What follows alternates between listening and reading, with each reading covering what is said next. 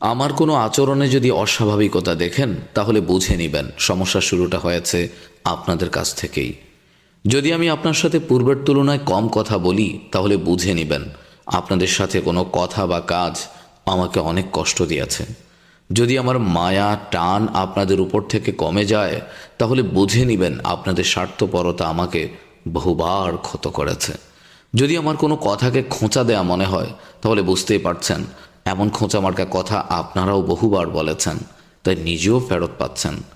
যদি আমি আগের মতো আপনাদের সাথে মিশতে না পারি তাহলে বুঝে নেবেন আপনাদের দেয়া কোনো আঘাত আমি আজও ভুলতে পারিনি।